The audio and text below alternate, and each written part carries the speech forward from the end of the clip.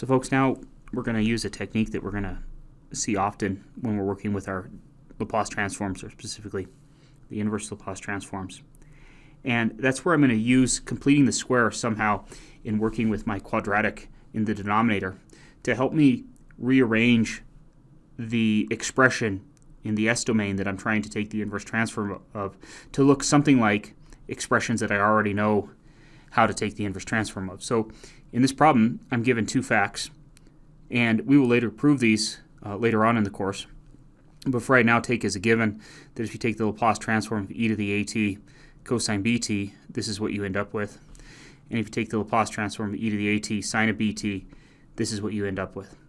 I want to point something out before we go too far with this, and that is if you were to look at the Laplace transform of just the cosine of bt, we saw before that this would be s squared, this would be s over s squared plus b squared. And if I look at the Laplace transform of e to the at cosine bt, it looks very similar, except everywhere I see an s, I end up with a factor of s minus a. And the same thing is true for this Laplace transform. If we were to look at the Laplace transform of the sine of bt, that's equal to b over s squared plus b squared. And that looks very similar to what we have here, with the exception of that I've got the s minus a inside the first term squared. And we'll see why that is the case when we get to something called our delaying theorems. But at this point, we're just going to take these as facts. And so I want to use these two facts to help me find the inverse transform of this expression. So what I'm going to do here is I notice that both of these expressions have an s minus a quantity squared in them. So I'm going to try to build something that factors as a perfect square in the denominator. So let's give that a shot. We have s plus 1 all over s squared plus 4s, and since I want to build a perfect square, I'm going to introduce some parentheses, and this is that process of completing the square that you've done before. We're going to take half this linear coefficient, which is 2, and square it. Now what I've just done is I've just added, in this case 4, in the denominator of this fraction. So to compensate for that, I'm going to subtract 4 from there, and then there's the original 13. So please just double check that I haven't upset anything in terms of the balance of the denominator. I still have s squared plus 4s, that's a plus 4 minus 4 plus 13, and so I have the same denominator as before. But where this is helpful is I can now rewrite that denominator as s plus 2 quantity squared, and then we're left with, in this case, a plus 9. So I'm getting closer to being able to use one of these two facts, or both of these two facts, to find the inverse transform. Now, similar to what we saw in the last example, where we had this sort of more complicated numerator over something that looked like either our sine Laplace transform or our cosine Laplace transform, we ended up breaking it up.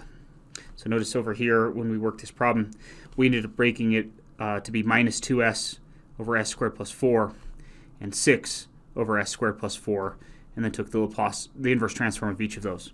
So I want to eventually divide this denominator into each term in the numerator. Just as a reminder, that's just like if I have a plus b over c, I could write this as a over c plus b over c. So I'd eventually like to divide this expression into just s and divide this expression into just 1 if I want to use these known Laplace transforms. But in this case, notice that when I go to set up the one that I'd like to look like cosine, I need this to be s minus a. In our case, a is being played by 2. So here, in fact, let's go ahead and just denote that here. A is equal to 2 and b is equal to 3 as far as tracking those two formulas. So I need to have this look like s minus a here. So I need to have s plus 2. And if we set this up what we could do is we could subtract one from inside, add one inside there, so that would give me s plus 2, and then compensate by subtracting one. And that's what we're taking the inverse transform of. So again, as often is done with these problems, here I've done the move. Just double check that if you simplify this, you end up back with the expression before.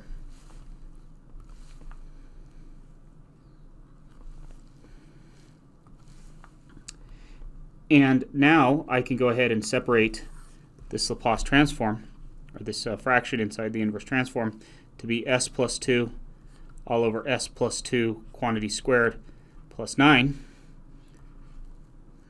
plus the inverse transform of negative 1 over s plus 2 quantity squared plus 9. Now I'm well on my way to being able to use each of these facts to finish taking the inverse transform. The exception is that I should have a b in this numerator. Here b is 3, and I don't have a 3. I've got a minus 1. So we saw this trick before. Let's do it one more time. So I'll just recopy the first term. I could go ahead and compute the inverse transform of that now without much work. I'm going to put that in parentheses there. But now what I'd like to do is rearrange the second one. Remember, if our b here is 3, that gives me s plus 2 quantity squared plus b squared. So I need a 3 in the numerator to be able to use this particular rule. So to get a 3 in the numerator, one way I could do that is to multiply the Laplace transform by negative 3 over negative 3. That's just multiplying by the number 1 in a clever way. And then if I distribute that negative 3 in the numerator inside the inverse transform, this is what we end up with.